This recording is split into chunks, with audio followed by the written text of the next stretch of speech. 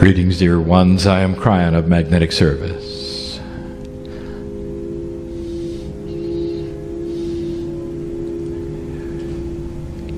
The process of channeling is not that unusual.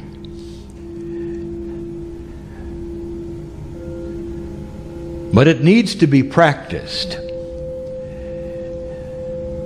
And the encouragement of this is on our lips to you, all of you. And you can rename it if you wish, so that it loses perhaps some of the stigma of the oddity and the strangeness of a human being, stepping aside and allowing that meld from the higher self and the creative source to enter and speak.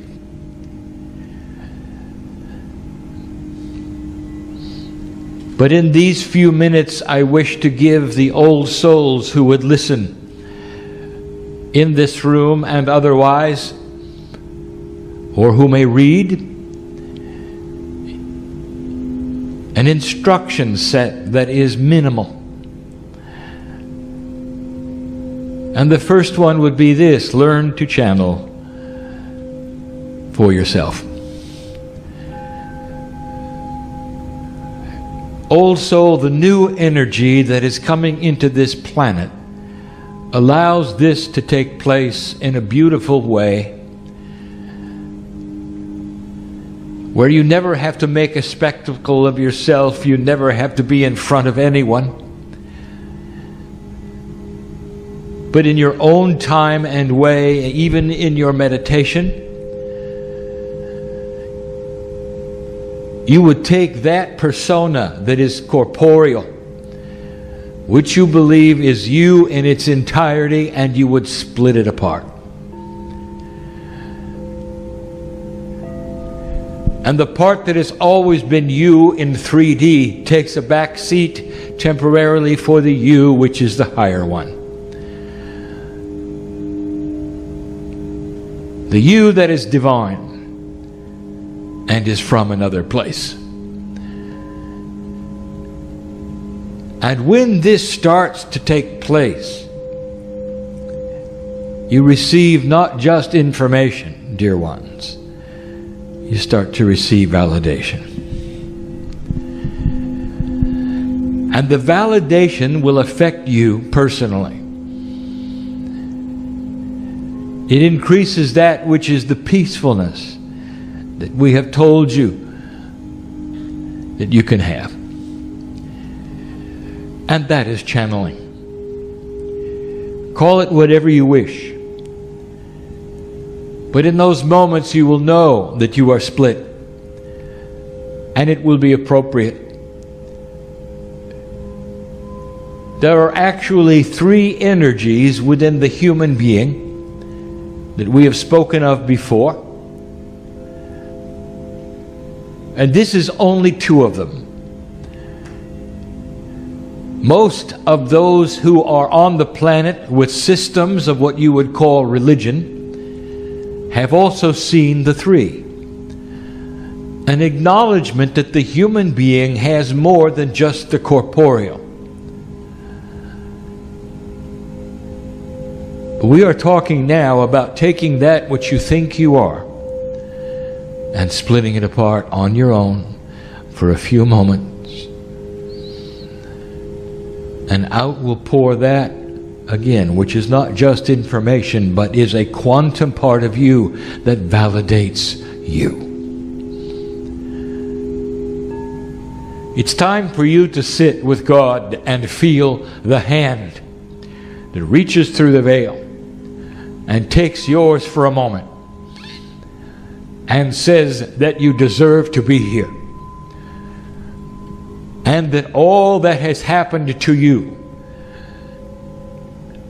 is appropriate, proper, unique, and is blessed by God.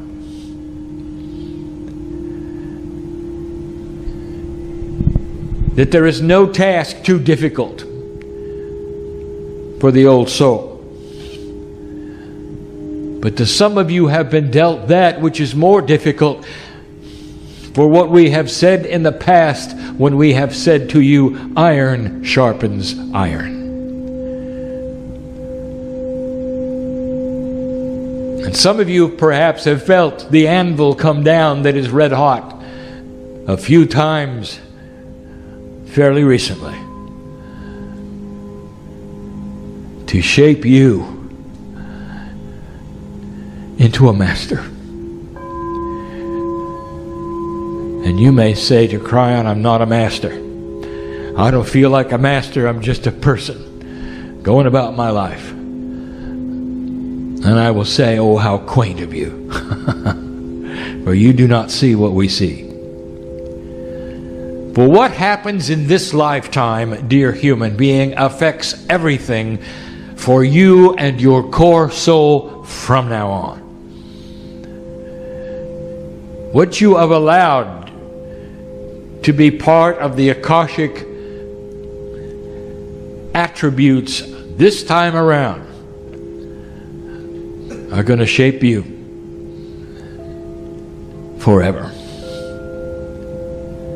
And so what we are saying is that you may not ask, why me? Without asking why not, or why us? For it involves all of you who have participated in the issues that you have been a party to them, and a planning session that has gone into your life to put you here, right where you are. Learn to channel.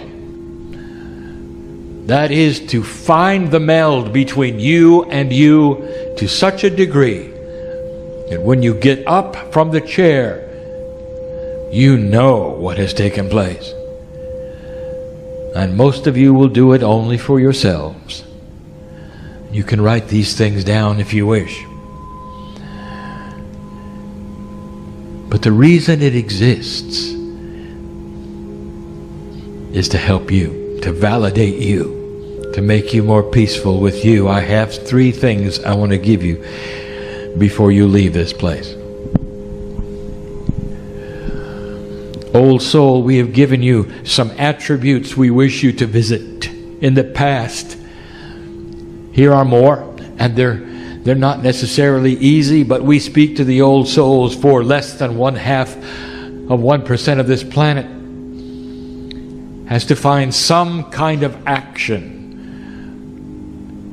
that is a meld with belief that creates a compassionate mind for this earth to move into the next stage. Now it's happening, but I will give you an informational blurge, a new word for me,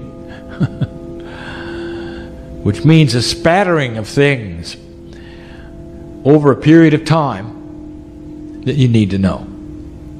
It's time for the old souls to start acting. And the invitation is yours. Number 1, I will say it again, and it is always number 1. Do not fear what you're going to see. Both in your lives, in the lives around you, in your country, in the earth, that may seem negative and unresponsive to your magnificence. For it is the old energy flailing around you, sometimes esoterically trying to beat you up, to make you feel that you're not worthy, and sometimes simply presenting itself as a flailing energy while dying. Now, let me explain this. I have told you before that one of the attributes of the old soul is lack of self-worth. I speak to all of you now, and you know I'm right. And that particular attribute is caused from an awakening lifetime after lifetime and having that which you know be doubted, where you're isolated, called names, hermetized, and even killed.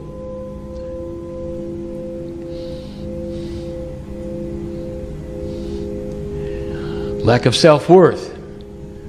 Now you know it. Who else do you think knows it? And I will tell you, that which you assigned to the attributes and attitudes of dark energy knows it. Not an entity with horns and a tail, but the energy of the planet that is dark and light, that has always been there, which you call the duality. It knows it. It has always been your enemy. You've always had to push through that which is dark in order for the light to show. That's all you've done. Lifetime after lifetime, including this one, and you know what I'm talking about, light worker. And we have told you that the very relationship of dark and light is recalibrating. But in the process, do not be surprised if what you would call the dark side of duality picks up its head and tries to beat you up again.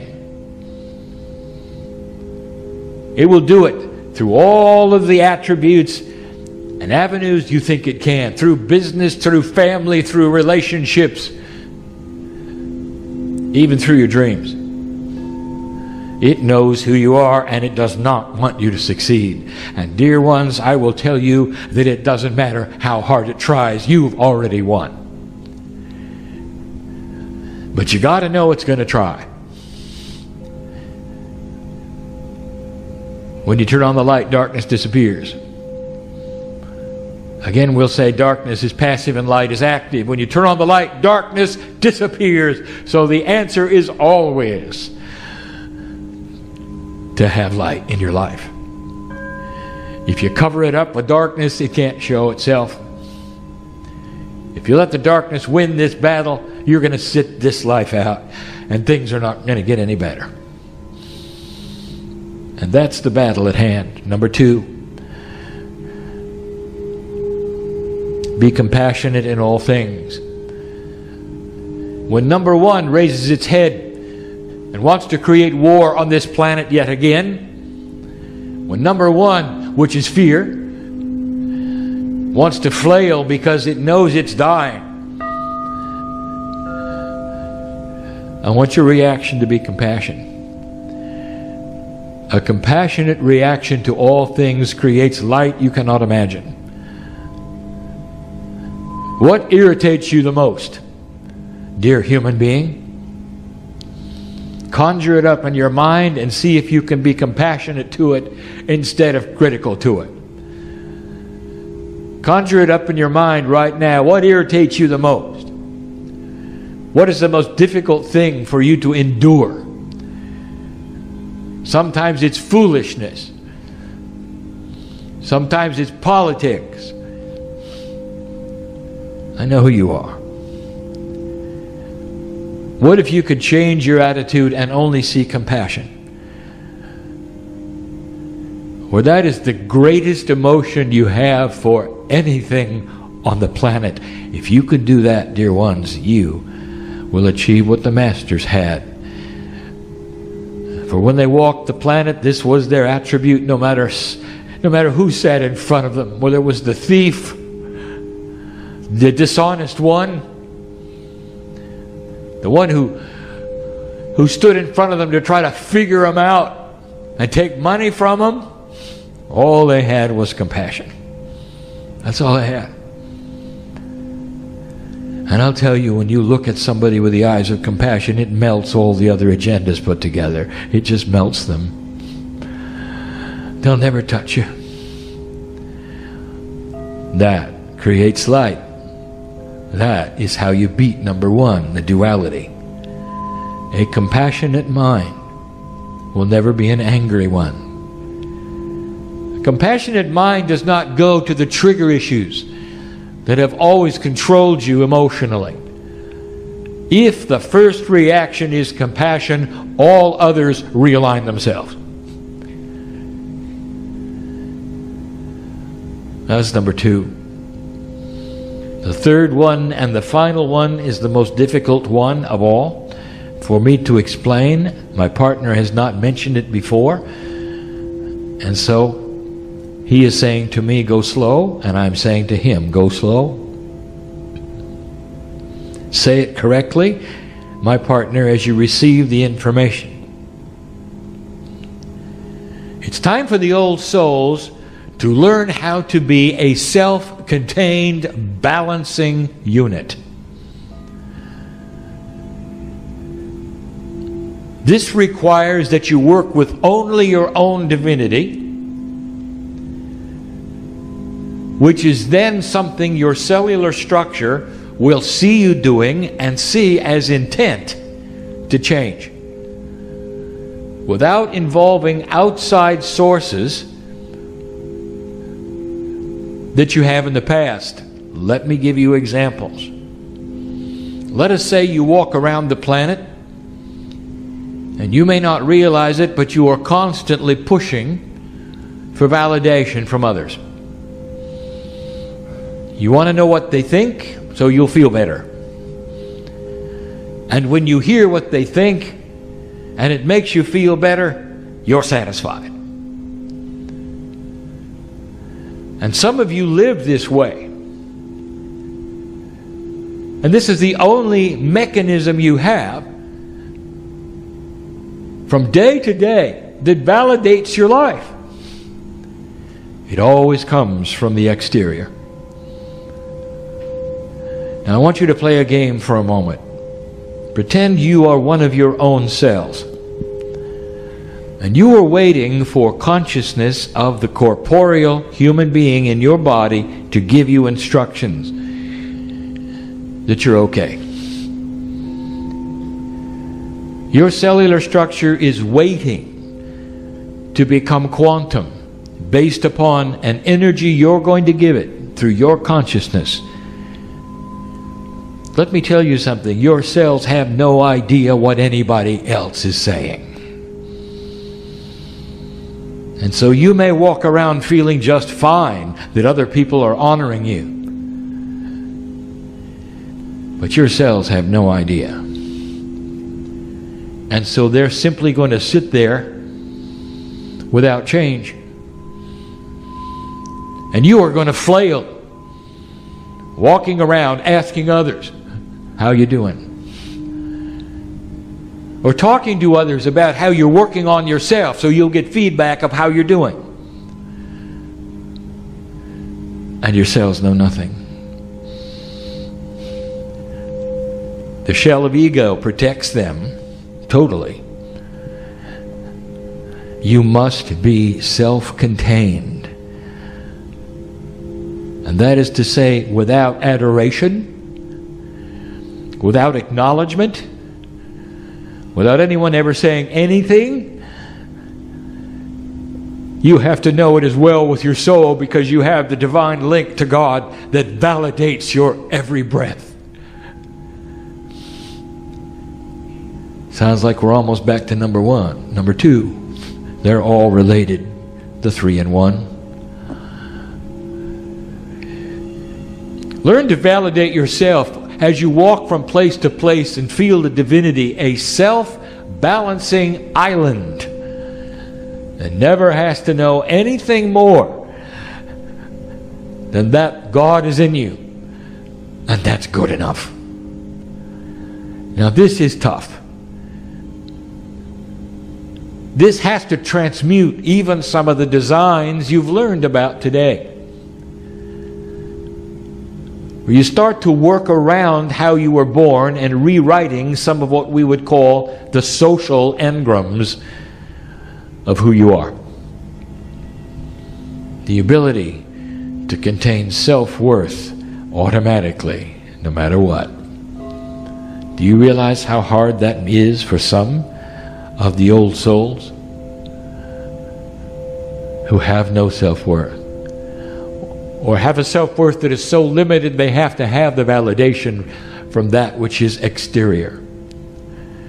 And so the task at hand is to know thyself. Know yourself as a piece of God, self-contained, self-balancing, one who is able to channel the truth for you through the portal that is the meld with your higher self, gathering perhaps information from many sources, digesting it, but never asking it to validate you. Be a collector of compassion. Be a collector of information that is esoteric, but don't let it validate you. Instead, collect it and paste it upon you in the best way possible, and let it then help you to understand who you are. And then the validation starts to become automatic, and you walk from place to place and nothing can touch you. No angry word, no situation. You become more stable, more balanced. You know who you are. And those who will look at you will say, this is a human being with qualities of mastery. And that is the goal. We will continue these kinds of discussions, but these are the recalibration of the old soul on this planet at this time. Do not fear the old energy, for it dies hard, and it will try its best in these next 18 to 20 years to push this planet and you back to the way it was. And I'm going to tell you, dear one, it will not succeed. For we have seen the potentials that are there. You cannot stop the ball that is rolling. The children are coming in. The young people know better, and they will not accept old ways. They will see through the transparent methods of old energy purpose and will laugh at it. Meanwhile, you've been born in it, and it's going to be harder for you. Listen, dear ones, some of the youngest of the young are the oldest of the old. You may want to take a cue from them at some time, changing the very paradigm that says that the elders are the ones that know the most. For sometimes the young people coming in are the elders of the past. Go from this place different than you came, as right now you pass over that which used to be your homes. For those of you in the room, perhaps you felt it. It's real, you know. And so it is.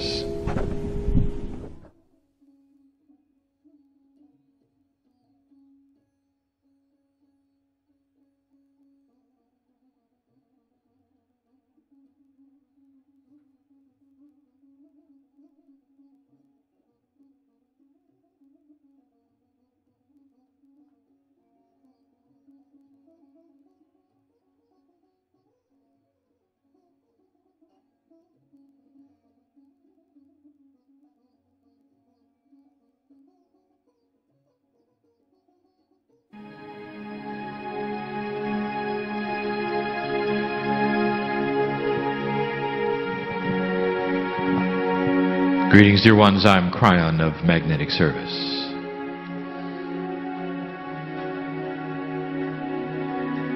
My partner is apprehensive.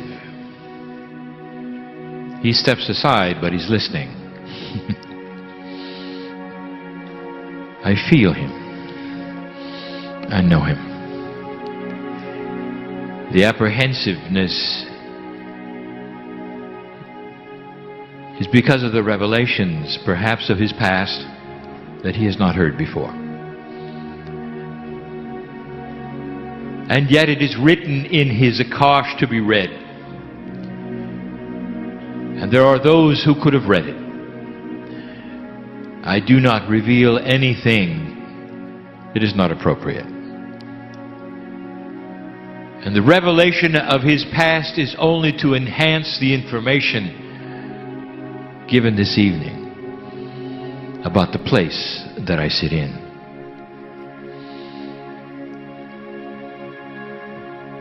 This channel will not be long, but filled with things for you to think about, ponder. And one of the big questions is this: were you part of it? What I'm going to reveal. There are those in the room who will be nodding and going, I knew it, I knew it, I knew it. I want to tell you about what you already know. Old souls in the room, you understand, do you not, that you tend to incarnate in groups? The groups incarnate over and over in specific areas for specific reasons. Sometimes they move on, sometimes they do not. I will tell you that the area that you are in right now tends to have karmic groups stay. And there's a reason. Some of you have been here, literally, for 2,000 years. You keep incarnating, joining the societies of what I will call the island, learning the languages, moving around. And that's for a reason. And I'm going to explain as best I can.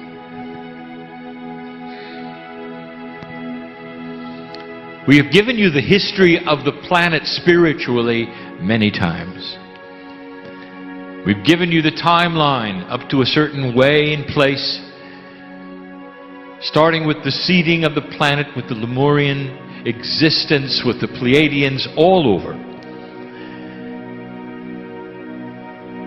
Starting what you now call a planet of free choice, one where you can control your own consciousness and make decisions that will eventually affect the entire galaxy.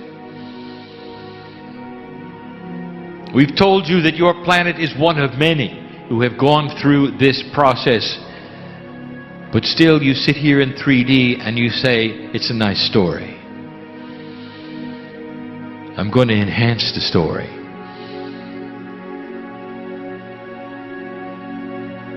I would like to say this was a story of the UK. It is not. It is a story of the island. It is a story of the region.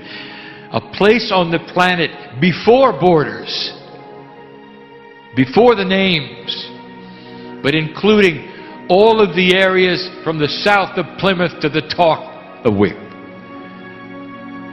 A vast area whose borders have changed a number of times since this all began.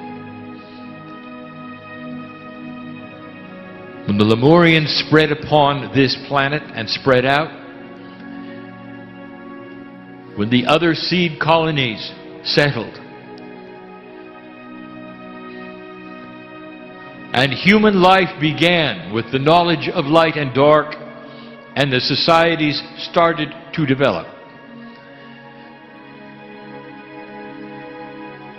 this was a special place. And I'm going to tell you why. There are grids that overlap in specific ways beyond the ones that I teach. Ancient ones, some set by Pleiadians, some set by men. Ley lines and grids, some deep into the planet, some we would call portals, some vortices, vortex. Many have moved since ancient times, but there are so many here, and there's a reason. The area, the region, lays in a way that the grids enhance it.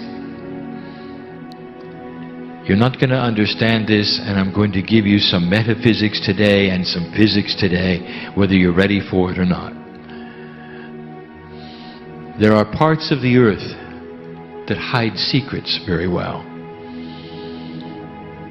You might call it a cooperative Gaia energy or not, whatever you call it. There are places on the planet which keep the deepest secrets available. As human beings chose their own consciousness, what they would do with it, where they would go with it, from the days of the creation and the thousands of years that followed, humanity decided to place the consciousness at a lower level than it was given to them. Things had to be hidden. And you know this. There are some of you in this room who know this. And the reason you do is it resounds in your akash, and you were there. There are places of the planet that hide secrets very well. There are secrets at the bottom of the Mediterranean Sea yet to be revealed. There are secrets in Greece and Egypt. And here. And when it became obvious that human consciousness was sinking to a level where the light was in trouble, you went underground. And these are the areas that had to take the secrets of the mystery schools and hide them. And you did. And the societies that were here were the ones that would do the best job in keeping them hidden. And so many names for them, dear ones. There are no correct or incorrect names for the societies. Are all, some of them were false societies with false names so people wouldn't go near them. All of that to hold a light. Today, the revelations of what you can do with your DNA, the reprogramming, all that, mining the Akash, the God inside, these were the secrets that could never be put forward to a low consciousness humanity.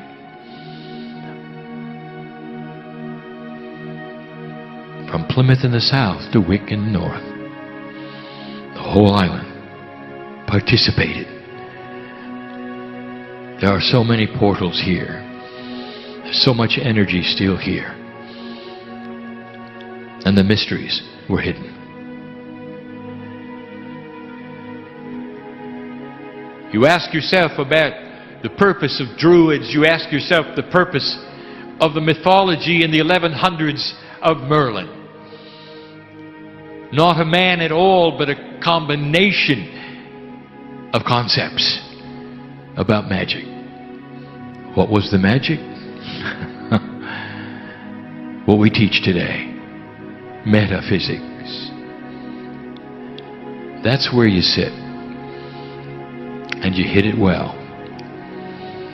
Now, who is here in the room are the masters of hiding. Your Akash is deep with it, dear ones. I've waited a long time to sit in this chair, in this place, and congratulate you for keeping this pure.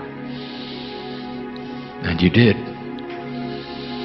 And you know it when you walk around here. It's special here. Don't you know this? Now, I would like to introduce you to a family member who sits next to me, the man in the chair. He's everything Brit. From the bottom of Plymouth to the top of Wick. He is a product, and his Akash is a product of all of the countries here and their colonies. And their colonies. His last Pacific life he knows all about. We've even published it as an Australian. We haven't published, or he doesn't even know the lifetimes as a colonist when he was black. Always a Brit, or part of the colonies. And today he sits in the chair, a product of the colonies. Always a Brit. It is his job to keep secrets, and he's good at it. We've revealed his lifetime in Lemuria as the secret keeper and the runner of the messages to royalty, keeping their secrets, running with the verbal messages they needed to pass one to another.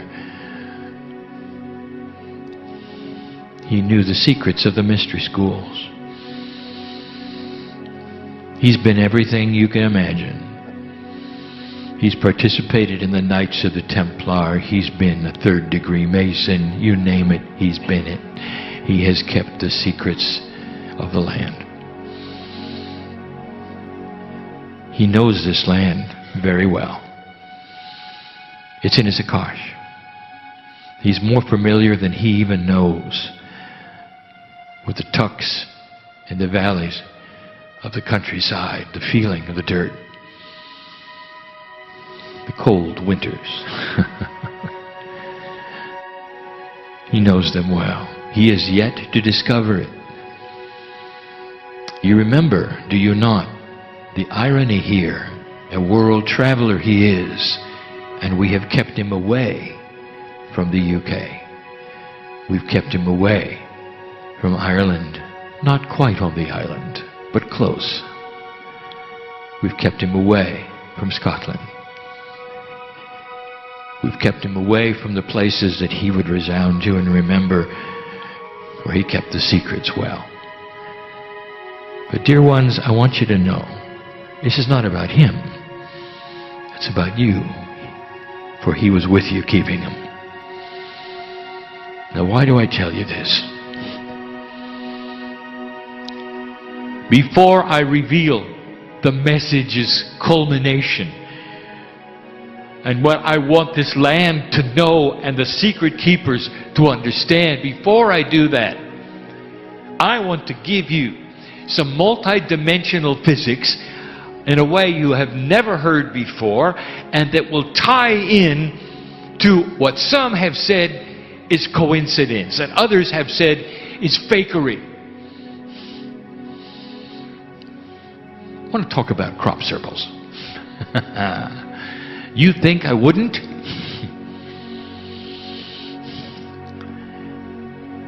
Oh. First, let us look at the coincidences, and there are none. It's time to connect the dots. First of all, tell me this. When did they begin? In numbers, what was the time frame? And what a coincidence that it started just before the harmonic convergence, just before the 18 years of this, which is the half cycle of the precession of the equinoxes, the 36-year window. And they began right before the shift, in numbers. Second question, where predominantly on this planet are they? And the answer is here. What a coincidence. In the lands that were built to keep the secrets of the mystery schools. What are they? First of all, let me tell you what they are not. They are not created in the middle of the night in the darkness by two guys with sticks and ropes and bottles of beer. You knew that. If it were possible to technologically look upon the paddocks and the fields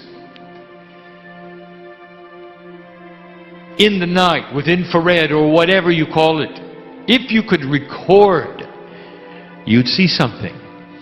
And we've told you this before, and we wish you to verify it. They're created within moments. Stamps in the grass all at once with no one around. If you could capture this on video, you would see the earth sink, all within moments, all together. Perhaps it's the first time you've heard that. Watch for the validation. Now I'm going to tell you a little bit about the potentials of what they are. And this is difficult. Are they messages? Of course, of course. Do they contain language? In a way, yes, they do.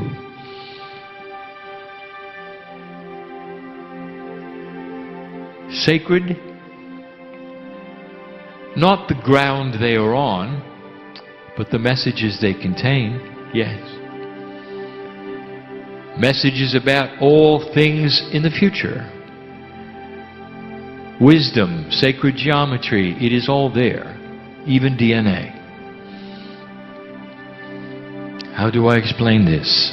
I want you to go slow, my partner, for this is new. I'm going to give you some examples. 13 months before you got a new pope, I told you you were going to get a new pope. Now I'm going to ask you, was that predestination? No. Was it fortune telling? No. Because we could see the potentials that were brewing in the private areas you could not see regarding the papacy, regarding the consciousness of the one who would step down, regarding the potentials of the one who would come forward from South America. What a coincidence that is. And we told you about it. So you might say that there was a 90% potential of that happening. From the other side of the veil, it was obvious. It carried energy of potential. We gave it to you, and it took place. We saw it before it happened. We were able to because of the physics of multidimensional potential energy. When there is a potential, no matter what kind of energy, it has physics in multidimensionality. Real physics. It carries an energy. The potential does of something happening. It becomes reality on your clock, a three-dimensional clock that does not exist in a multidimensional state. In a multidimensional state, potentials that are more than 90% have already happened. Difficult to explain, isn't it? Not long ago, we told you there would be another small war in the Middle East. You got to see it last month. Was that fortune telling? Is there predestination? And the answer is no. Just like the Pope, we saw the things taking place under the bonnet where no one else knew the consciousness of what was being developed, the players, all of that. And we were able to tell you 90% that it would take place. And it did.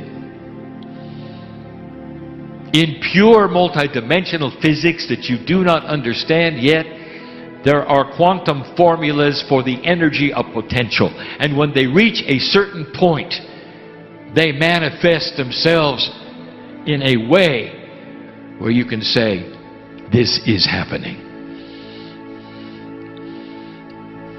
Let's say, for instance, you were in a building where they were rehearsing a choir. A choir of thousands. They were about ready to sing a beautiful song. You heard the rehearsal. You knew it was coming. And they were going to flip a switch where the whole town could hear the song. And they were going to do it at a certain time. And you saw all of this. You might have sat in on the rehearsals. Maybe you were privileged. And you sat in the corner and you watched it all envelop. The clock started to come close to that place where they would sing the practiced song in all of its glory and its beauty. And you escaped the building to go outside and tell the people that at a certain time there was going to be a beautiful song. Now stop for a moment. Is this predestination? Would they believe you? Maybe, maybe not. And after it took place, and it would they think you were a fortune teller? Maybe, maybe not. But what do you think? For you saw the 90% potential. The song had been rehearsed. It was about ready to be sung. The clock was ticking to the point of its release. and you knew it was coming. This has formulation in quantum physics. It's the energy of a potential. A train that cannot be stopped because the potentials are there. All of this to tell you about crop circles. How do I explain this? There's a song about to be sung on this planet of light. It may take a generation, dear one, but it's on its way. It's 90%. I wouldn't be here if it were not. Yes, you have free choice. But the odds that you will change it are amazingly against this, for the snowball is rolling. And we see it in all of the corners on the planet. We see the alliances for peace. We see consciousness starting to change. The metaphor of the beautiful song about to be sung is being rehearsed on the planet. Amongst all of the terror, all of the darkness, all of that which squirms in the dark because you have too much light, dear ones. It knows it's going to lose. Don't tell it.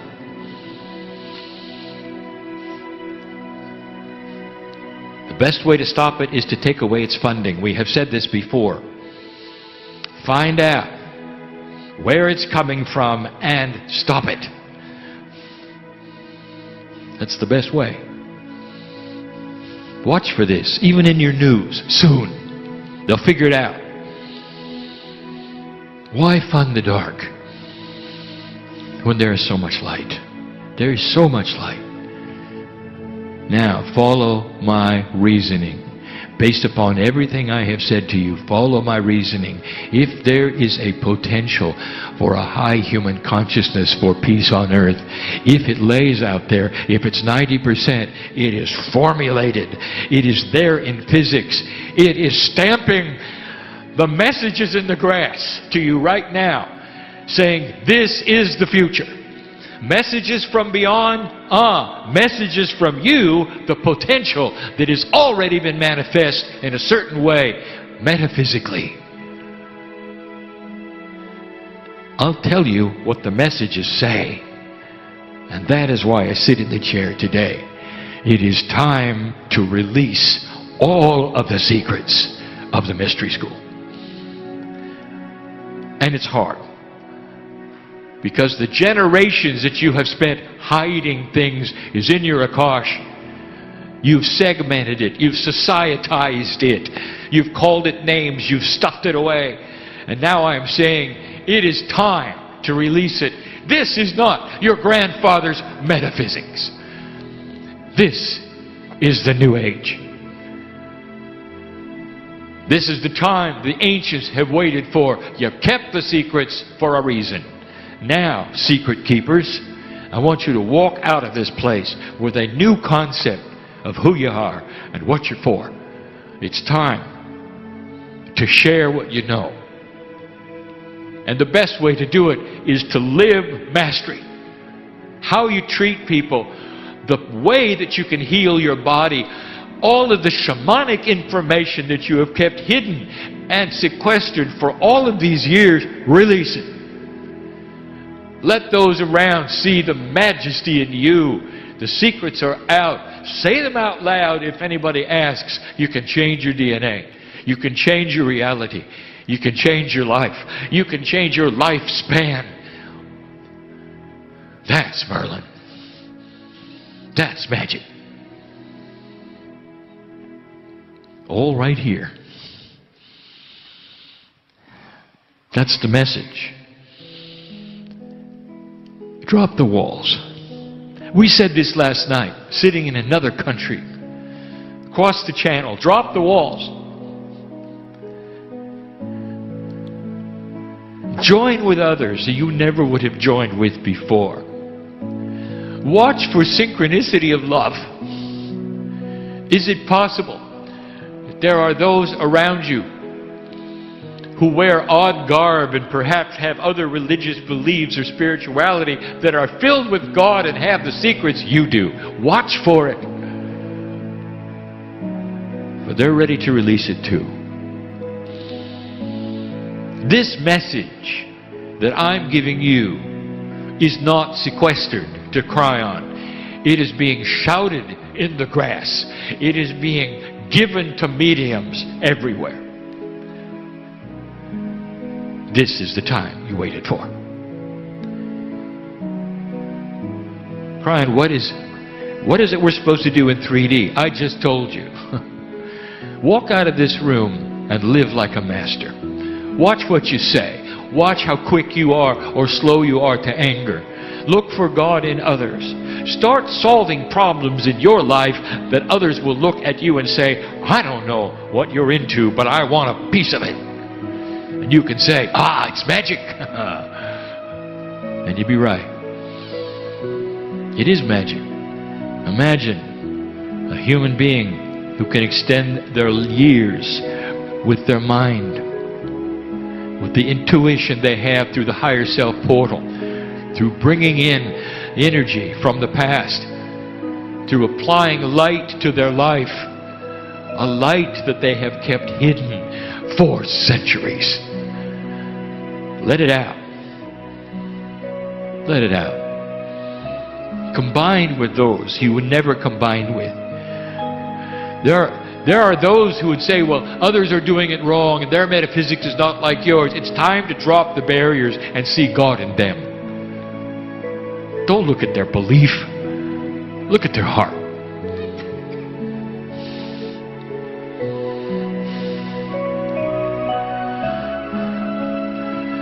Awareness precedes change. Someone in the audience knows exactly where I got that. That was for you, dear. What are you going to do next? This is the awareness cycle. Next comes change. Leave the place, leave this place different than you came in. We said that already. This is the purpose of the meeting. In the next weeks and months, some of the things that I have said today will become alive for you. You will see them manifesting in ways you didn't expect, and you'll remember the moment. This message is given in love. For this area, for you, right now, it is one that is congratulatory for holding the light so well for so long. Now let it go. Shine. My partner is with you in all of it. And so it is.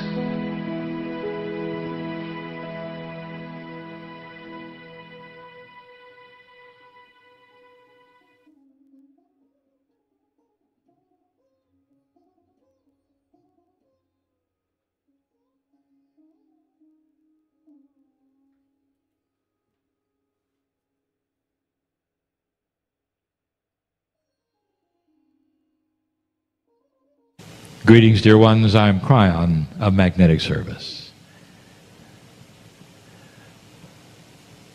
This morning we ask you to feel the wind of truth. It's a metaphor. When you feel the wind, it blows often in a gentle way that's refreshing. And that's the way the truth is of this shift. You're looking at new energies that you have never had before presented to you in different ways.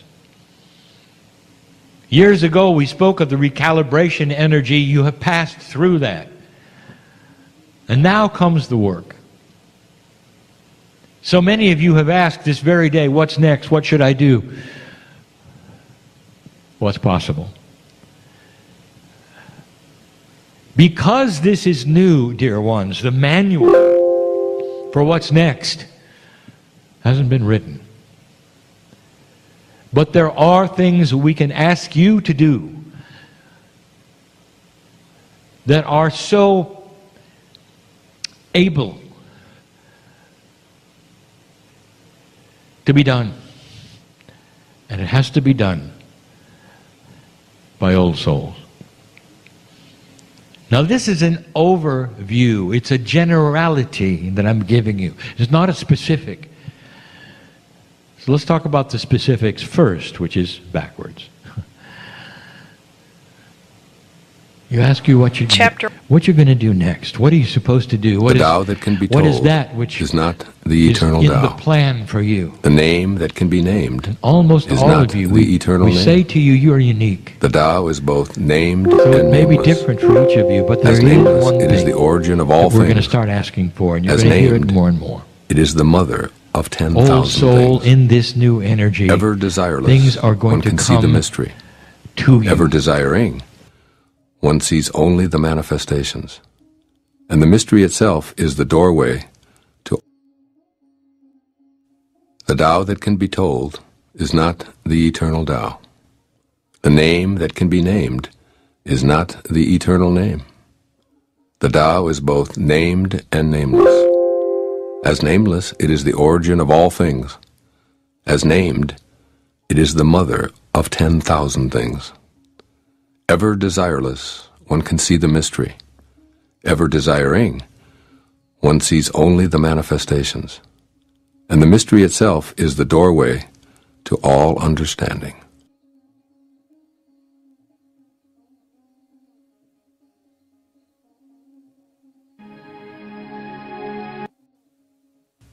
Under heaven, all can see beauty as beauty, only because there is ugliness. All can know good as good, only because there is evil. Being and non-being produce each other. The difficult is born in the easy. Long is defined by short, the high by the low. Before and after go along with each other. So the sage lives openly with apparent duality and paradoxical unity. The sage can act without effort and teach without words, nurturing things without possessing them. He works, but not for rewards. He competes, but not for results. When the work is done, it is forgotten. That is why it lasts forever.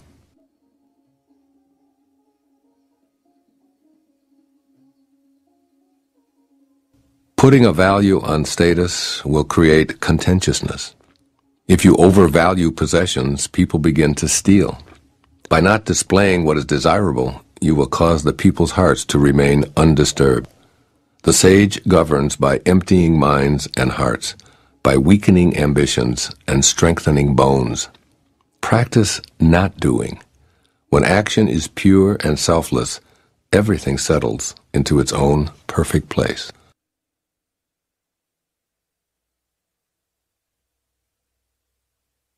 Heaven and earth are impartial. They see the 10,000 things as straw dogs. The sage is not sentimental. He treats all his people as straw dogs. The sage is like heaven and earth. To him none are especially dear, nor is there anyone he disfavors. He gives and gives without condition, offering his treasures to everyone. Between heaven and earth is a space like a bellows, empty and inexhaustible. The more it is used, the more it produces. Hold on to the center. Man was made to sit quietly and find the truth within.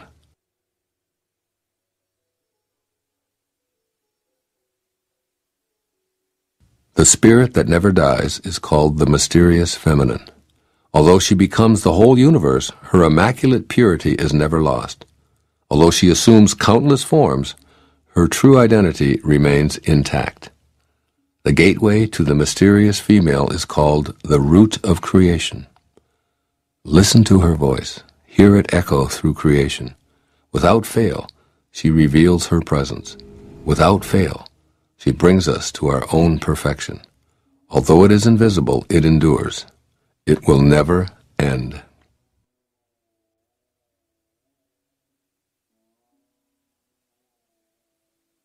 Heaven is eternal. The earth endures. Why do heaven and earth last forever?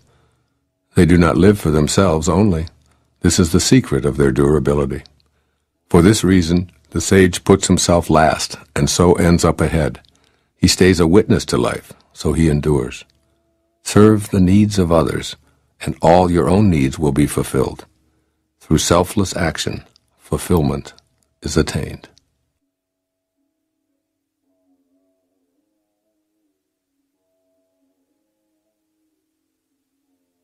The supreme good is like water, which nourishes all things without trying to. It flows to low places, loathed by all men. Therefore, it is like the Tao. Live in accordance with the nature of things. In dwelling, be close to the land. In meditation, go deep in the heart. In dealing with others, be gentle and kind. Stand by your word. Govern with equity. Be timely in choosing the right moment. One who lives in accordance with nature does not go against the way of things. He moves in harmony with the present moment, always knowing the truth of just what to do.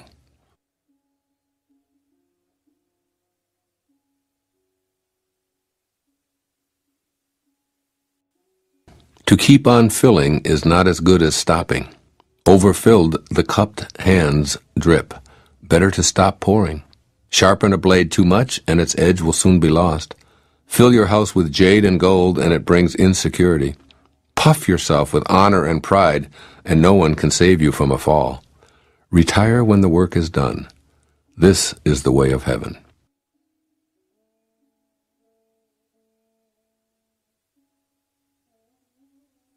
Carrying body and soul and embracing the one, can you avoid separation? Can you let your body become as supple as a newborn child's? In the opening and shutting of heaven's gate, can you play the feminine part? Can you love your people and govern your domain without self-importance? Giving birth and nourishing, having yet not possessing, working yet not taking credit, leading without controlling or dominating. One who heeds this power brings the Tao to this very earth. This is the primal virtue.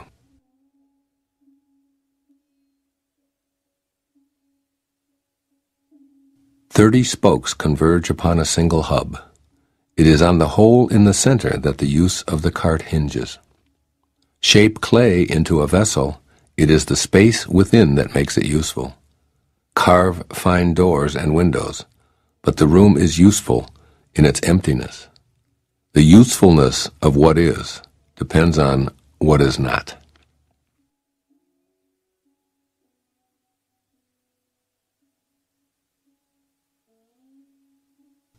The 5 colors blind the eye.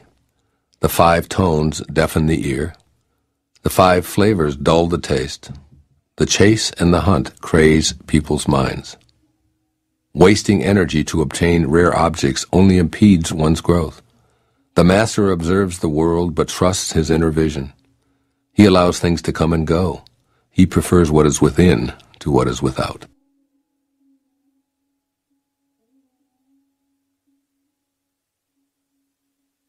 Favor and disgrace seem alarming. High status greatly afflicts your person.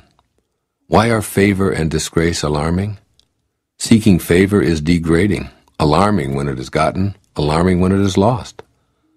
Why does high status greatly afflict your person? The reason we have a lot of trouble is that we have selves. If we had no selves, what trouble would we have? Man's true self is eternal. Yet he thinks, I am this body and will soon die. If we have no body, what calamities can we have? One who sees himself as everything is fit to be guardian of the world. One who loves himself as every one is fit to be teacher of this world.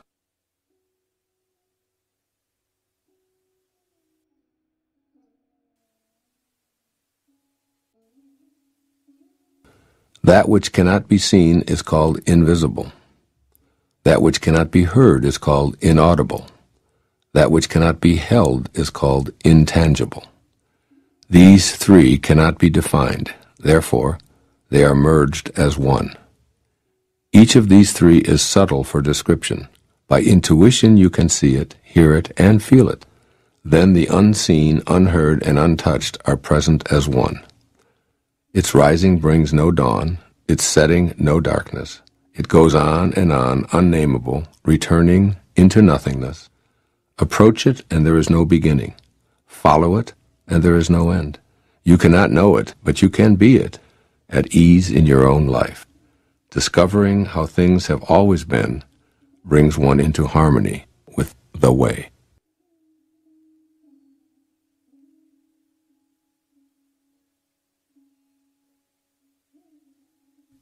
The ancient masters were profound and subtle.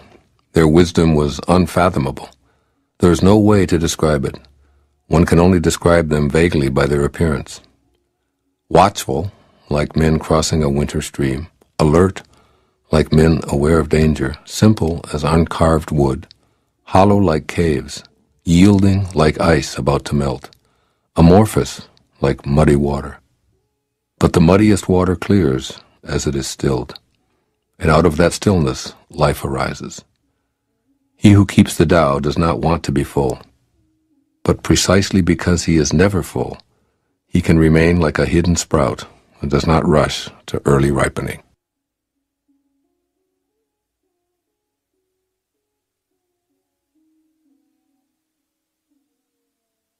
Become totally empty.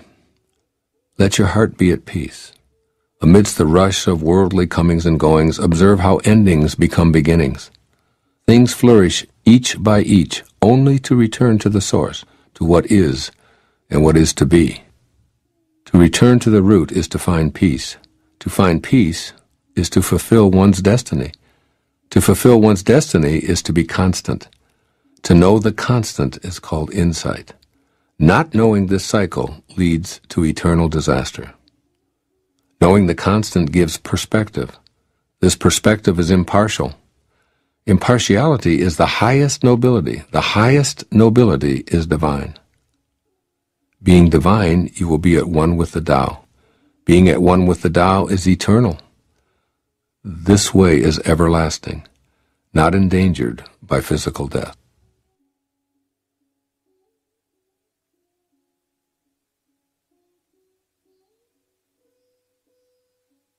With the greatest leader above them, people barely know one exists.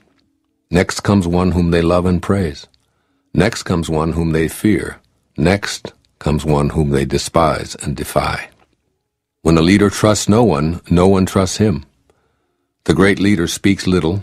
He never speaks carelessly. He works without self-interest and leaves no trace. When all is finished, the people say, "We did it ourselves."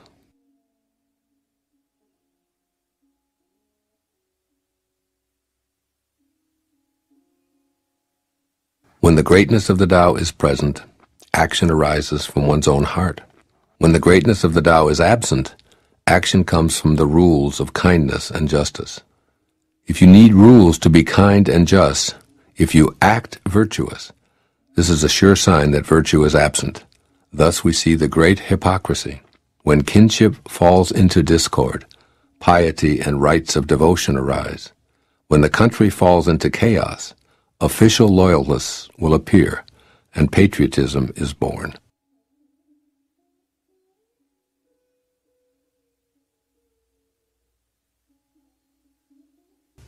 Give up sainthood, renounce wisdom, and it will be 100 times better for everyone.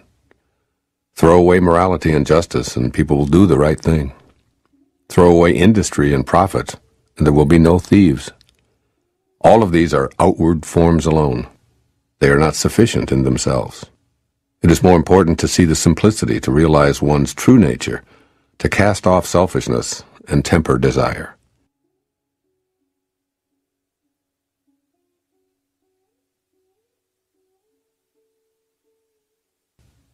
Give up learning, and you will be free from all your cares. What is the difference between yes and no? What is the difference between good and evil? Must I fear what others fear? Should I fear desolation when there is abundance? Should I fear darkness when that light is shining everywhere? In spring, some go to the park and climb the terrace, but I alone am drifting, not knowing where I am. Like a newborn babe before it learns to smile, I am alone, without a place to go. Most people have too much. I alone seem to be missing something. Mine is indeed the mind of an ignoramus in its unadulterated simplicity. I am but a guest in this world. While others rush about to get things done, I accept what is offered. I alone seem foolish, earning little, spending less. Other people strive for fame. I avoid the limelight, preferring to be left alone. Indeed, I seem like an idiot. No mind, no worries. I drift like a wave on the ocean. I blow as aimless as the wind. All men settle down in their grooves. I alone am stubborn and remain outside. But wherein I am most different from others is in knowing to take sustenance from the Great Mother.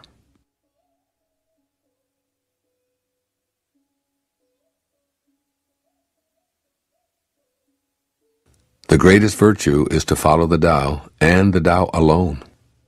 The Tao is elusive and intangible. Although formless and intangible, it gives rise to form. Although vague and elusive, it gives rise to shapes.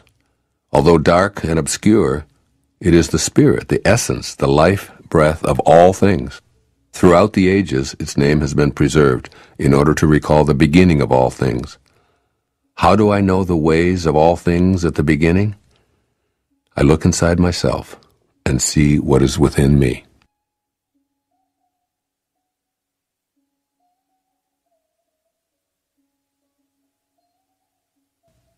The flexible are preserved unbroken. The bent become straight. The empty are filled.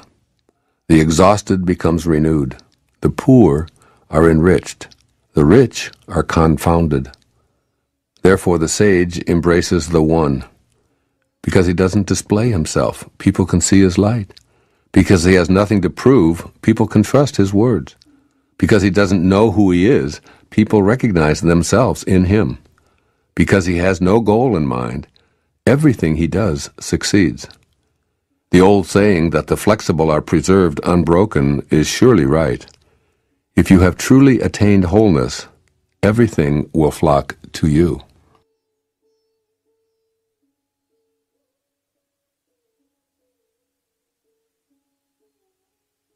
To talk little is natural. Fierce winds do not blow all morning. A downpour of rain does not last the day. Who does this? Heaven and earth. But these are exaggerated, forced effects, and that is why they cannot be sustained. If heaven and earth cannot sustain a forced action, how much less is man able to do so? Those who follow the way become one with the way. Those who follow goodness become one with goodness. Those who stray from the way and goodness become one with failure. If you conform to the way, its power flows through you.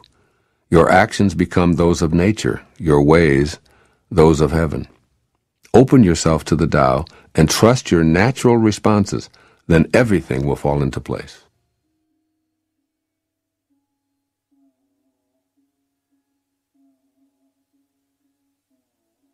If you stand on tiptoe, you cannot stand firmly. If you take long steps, you cannot walk far. Showing off does not reveal enlightenment. Boasting will not produce accomplishment. He who is self-righteous is not respected. He who brags will not endure. All these ways of acting are odious, distasteful. They are superfluous excesses. They are like a pain in the stomach, a tumor in the body.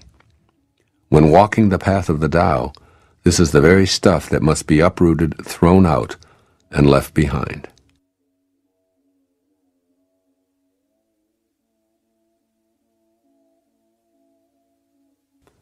There was something formless and perfect before the universe was born. It is serene, empty, solitary, unchanging, infinite, eternally present. It is the mother of the universe. For lack of a better name, I call it the Tao. I call it great. Great is boundless. Boundless is eternally flowing. Ever flowing, it is constantly returning. Therefore the way is great, heaven is great, earth is great, people are great. Thus, to know humanity, understand earth. To know earth, understand heaven. To know heaven, understand the way. To know the way, understand the great within yourself.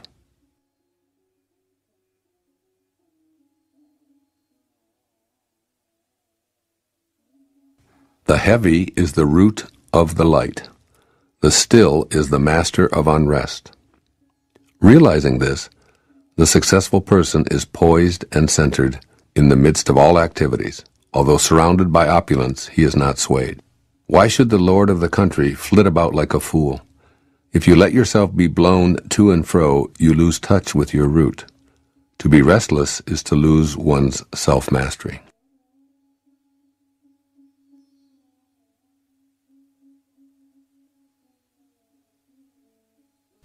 A knower of the truth travels without leaving a trace, speaks without causing harm, gives without keeping an account. The door he shuts, though having no lock, cannot be opened. The knot he ties, though using no cord, cannot be undone. Be wise, and help all beings impartially, abandoning none. Waste no opportunities. This is called following the light. What is a good man but a bad man's teacher? What is a bad man but a good man's job? If the teacher is not respected and the student not cared for, confusion will arise, however clever one is. This is the great secret.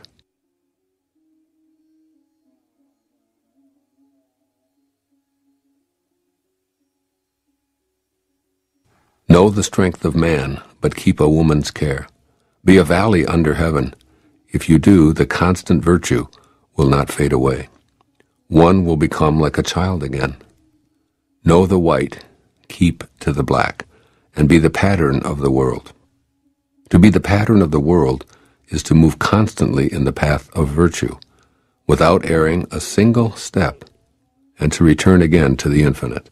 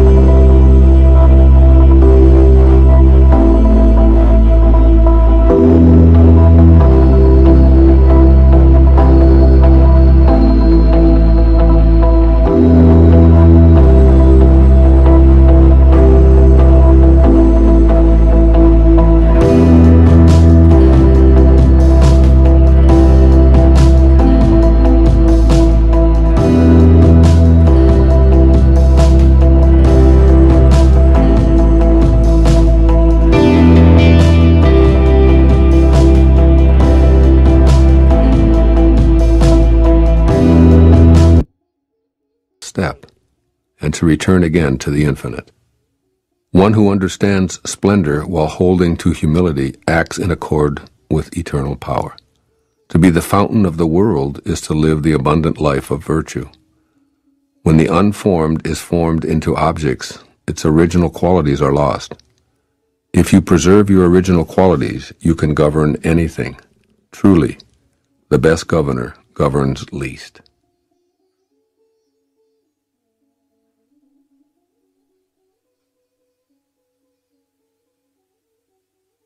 Do you think you can take over the universe and improve it?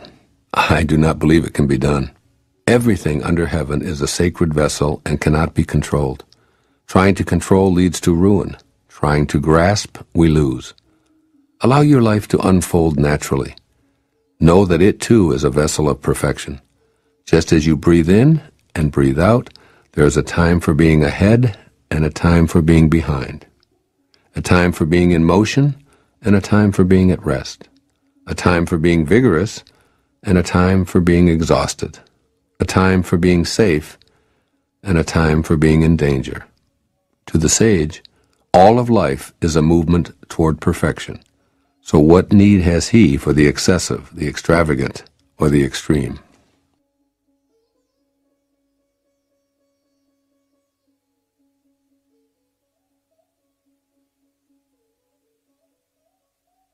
One who would guide a leader of men in the uses of life will warn him against the use of arms for conquest.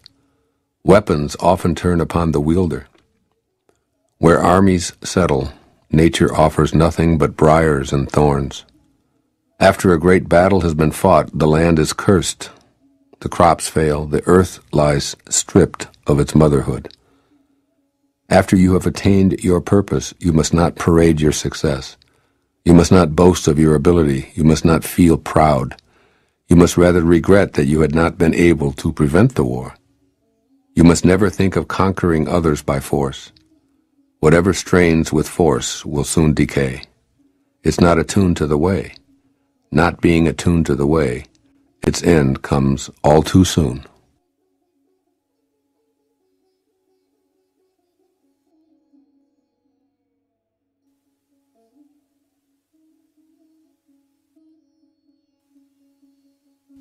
Weapons are the tools of violence.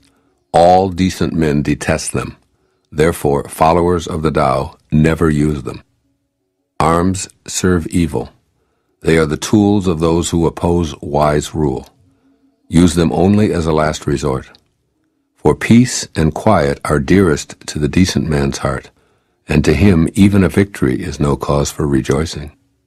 He who thinks triumph beautiful is one with a will to kill, and one with a will to kill shall never prevail upon the world. It is a good sign when man's higher nature comes forward, a bad sign when his lower nature comes forward. With the slaughter of multitudes we have grief and sorrow. Every victory is a funeral. When you win a war, you celebrate by mourning.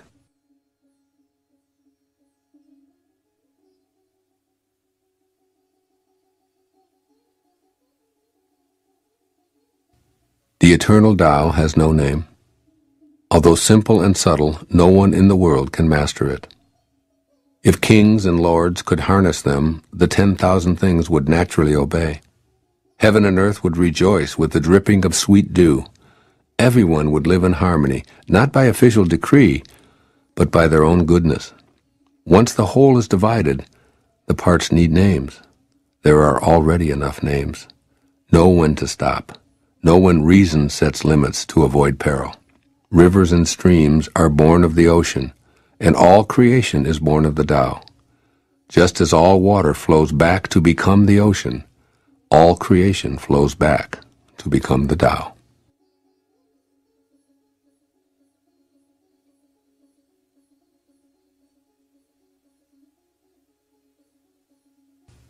One who understands others has knowledge.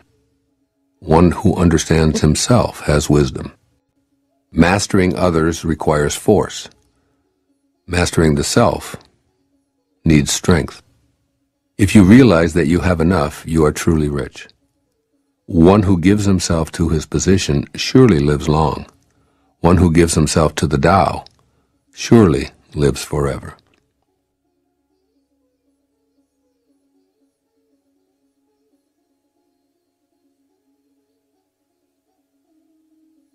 The Great Way is universal. It can apply to the left or the right. All beings depend on it for life. Even so, it does not take possession of them. It accomplishes its purpose, but makes no claim for itself. It covers all creatures like the sky, but does not dominate them. All things return to it as to their home, but it does not lord it over them. Thus it may be called great. The sage imitates this conduct. By not claiming greatness, the sage achieves greatness.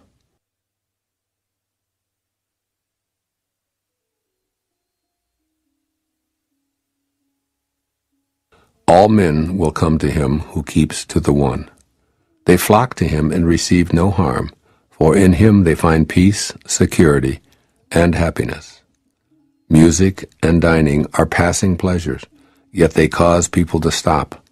How bland and insipid are the things of this world when one compares them to the Tao. When you look for it, there's nothing to see. When you listen for it, there's nothing to hear. When you use it, it cannot be exhausted.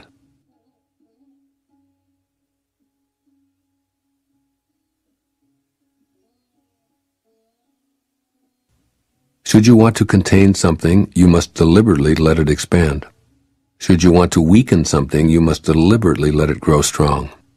Should you want to eliminate something, you must deliberately allow it to flourish. Should you want to take something away, you must deliberately grant it access.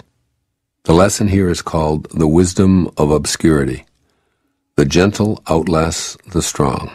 The obscure outlasts the obvious. Fish cannot leave deep waters, and a country's weapons should not be displayed.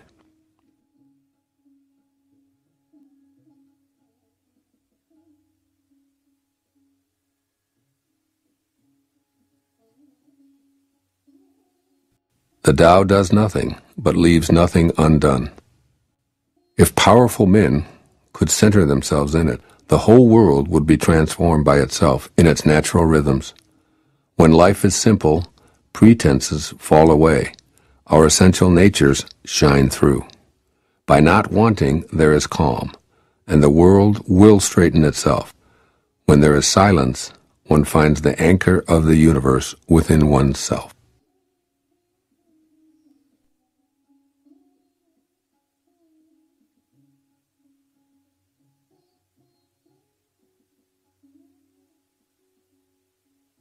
A truly good man is not aware of his goodness, and is therefore good. A foolish man tries to be good, and is therefore not good. The master does nothing, yet he leaves nothing undone. The ordinary man is always doing things, yet many more are left to be done. The highest virtue is to act without a sense of self. The highest kindness is to give without condition. The highest justice is to see without preference. When the Tao is lost, there is goodness. When goodness is lost, there is morality. When morality is lost, there is ritual. Ritual is the husk of true faith, the beginning of chaos. The great master follows his own nature and not the trappings of life. It is said, he stays with the fruit and not the fluff. He stays with the firm and not the flimsy. He stays with the true and not the false.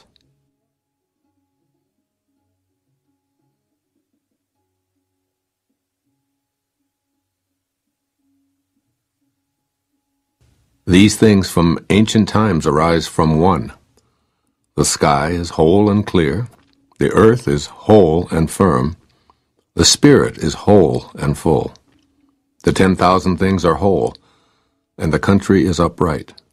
All these are in virtue of wholeness.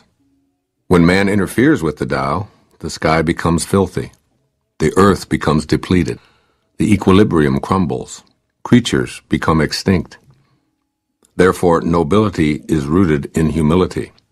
Loftiness is based on lowliness. This is why noble people refer to themselves as alone, lacking, and unworthy. The pieces of a chariot are useless unless they work in accordance with the whole. A man's life brings nothing unless he lives in accordance with the whole universe. Playing one's part in accordance with the universe is true humility. Truly, too much honor means no honor. It's not wise to shine like jade and resound like stone chimes.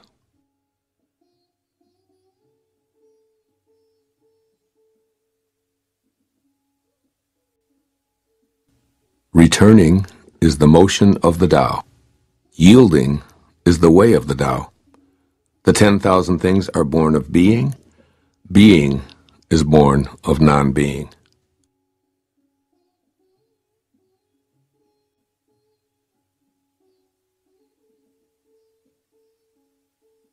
A great scholar hears of the Tao and begins diligent practice. A middling scholar hears of the Tao and retains some and loses some. An inferior scholar hears of the Tao and roars with ridicule. Without that laugh, it would not be the Tao. So there are constructive sayings on this. The way of illumination seems dark. Going forward seems like retreat. The easy way seems hard. True power seems weak. True purity seems tarnished. True clarity seems obscure. The greatest art seems unsophisticated. The greatest love seems indifferent. The greatest wisdom seems childish. The Tao is hidden and nameless. The Tao alone nourishes and brings everything to fulfillment.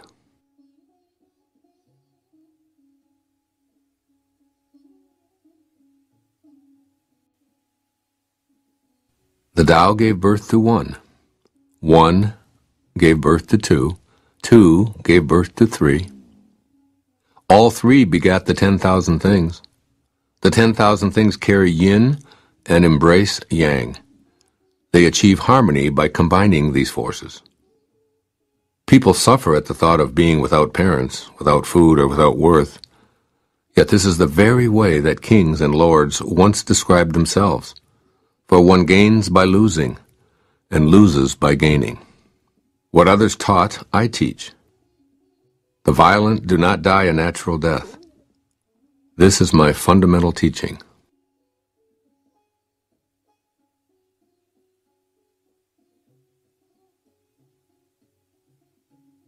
The softest of all things overrides the hardest of all things. That without substance enters where there is no space. Hence I know the value of non-action. Teaching without words, performing without actions, few in the world can grasp it. That is the Master's way. Rare indeed are those who obtain the bounty of this world.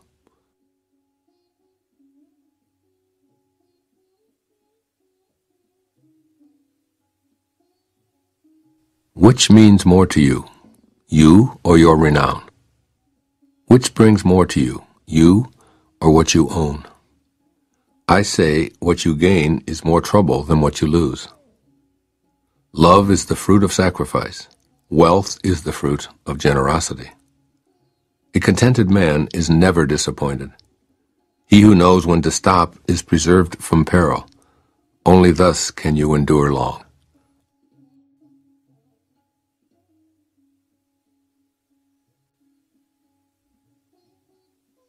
The greatest perfection seems imperfect, and yet its use is inexhaustible. The greatest fullness seems empty, and yet its use is endless.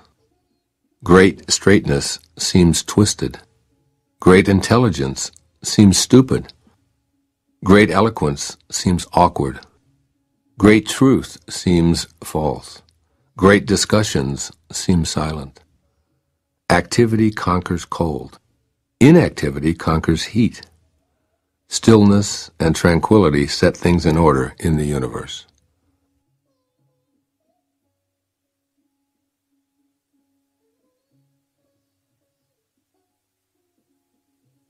When the world has the way, running horses are retired to till the fields.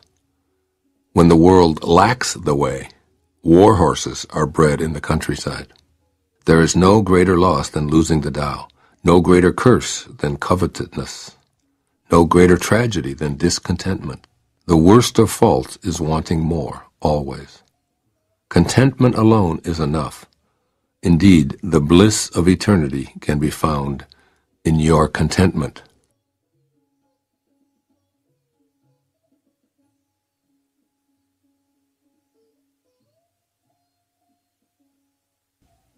Without going out the door, know the world.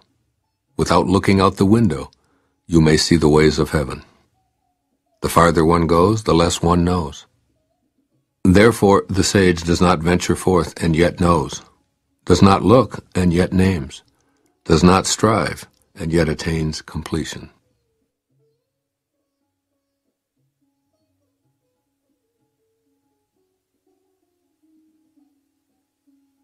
Learning consists of daily accumulating. The practice of the Tao consists of daily diminishing, decreasing and decreasing until doing nothing. When nothing is done, nothing is left undone. True mastery can be gained by letting things go their own way. It cannot be gained by interfering.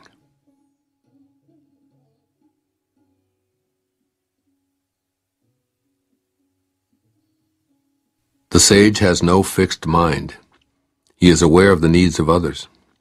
Those who are good he treats with goodness. Those who are bad he also treats with goodness, because the nature of his being is good.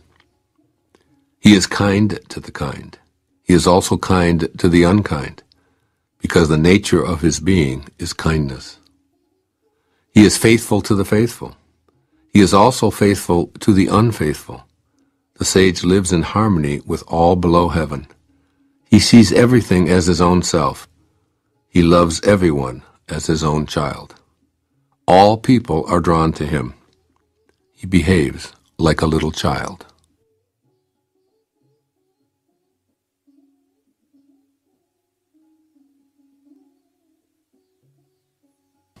Between birth and death, 3 in 10 are followers of life.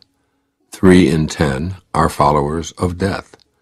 and men just passing from birth to death also number 3 in 10. Why is this so? Because they clutch to life and cling to this passing world. But there is one of 10 that say, so sure of life, that tigers and wild bulls keep clear. Weapons turn from him on the battlefield. Rhinoceroses have no place to horn him. Tigers find no place for claws. And soldiers have no place to thrust their blades. Why is this so? Because he dwells in that place where death cannot enter. Realize your essence, and you will witness the end without ending.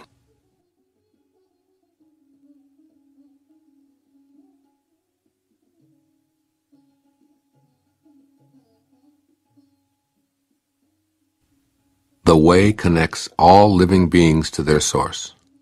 It springs into existence, unconscious, perfect, free, and takes on a physical body, lets circumstances complete it. Therefore all beings honor the way and value its virtue. They have not been commanded to worship the Tao and do homage to virtue, but they always do so spontaneously.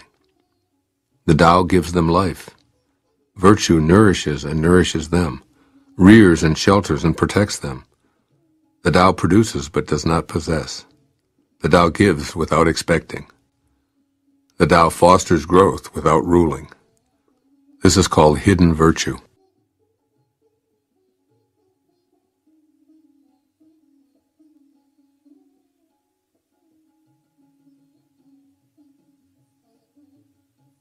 All under heaven have a common beginning. This beginning is the mother of the world. Having known the mother, we may proceed to know her children. Having known the children, we should go back and hold on to the mother. Keep your mouth shut, guard the senses, and life is ever full. Open your mouth, always be busy, and life is beyond hope. Seeing the small is called clarity. Keeping flexible is called strength. Using the shining radiance, you return again to the light and save yourself misfortune. This is called the practice of eternal light.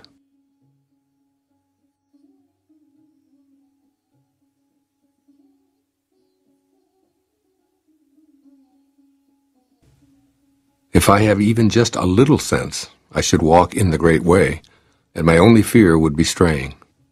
The great way is very smooth and straight, and yet the people prefer devious paths. That is why the court is corrupt, the fields lie in waste, the granaries are empty.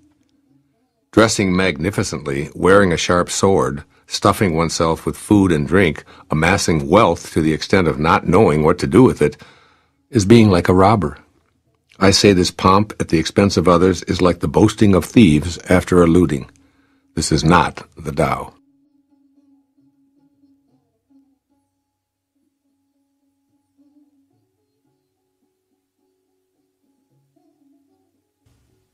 Whoever is planted in the Tao will not be rooted up. Whoever embraces the Tao will not slip away. Generations honor generations endlessly. Cultivated in the self, virtue is realized. Cultivated in the family, virtue overflows. Cultivated in the community, virtue increases. Cultivated in the state, virtue abounds. The Tao is everywhere. It has become everything. To truly see it as it is. In a person, see it as a person. In a family, see it as a family. In a country, see it as a country. In the world, see it as the world. How do I know this is true? By looking inside myself.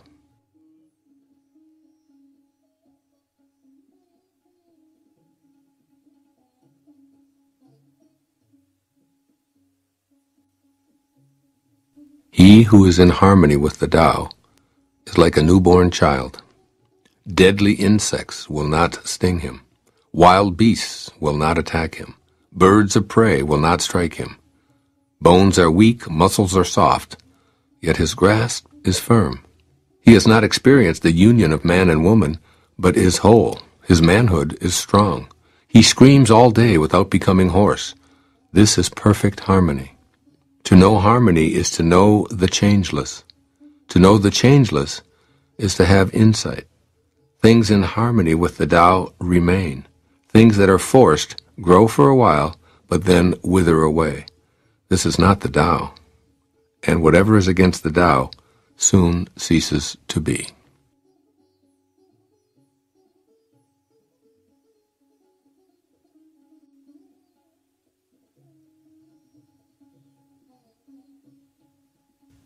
Those who know do not talk. Those who talk do not know. Block all the passages. Close your mouth. Cordon off your senses. Blunt your sharpness. Untie your knots. Soften your glare. Settle your dust. This is primal union, or the secret embrace. One who knows this secret is not moved by attachment or aversion, swayed by profit or loss, nor touched by honor or disgrace.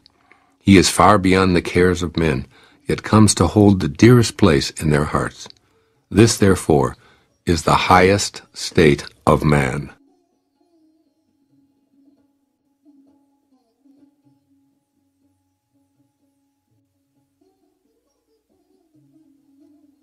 If you want to be a great leader, you must learn to follow the Tao. Stop trying to control. Let go of fixed plans and concepts, and the world will govern itself. How do I know this is so? Because in this world, the greater the restrictions and prohibitions, the more people are impoverished. The more advanced the weapons of state, the darker the nation. The more artful and crafty the plan, the stranger the outcome. The more laws are posted, the more thieves appear. Therefore the sage says, I take no action, and people are reformed. I enjoy peace, and people become honest. I do nothing, and people become rich. If I keep from imposing on people, they become themselves.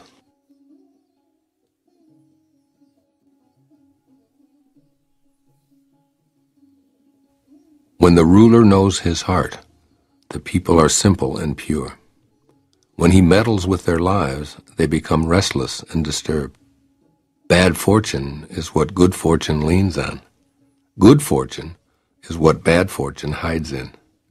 Who knows the ultimate end of this process? Is there no norm of right? Yet what is normal soon becomes abnormal. People's confusion is indeed long-standing. Thus the master is content to serve as an example and not to impose his will. He is pointed, but does not pierce. He straightens, but does not disrupt.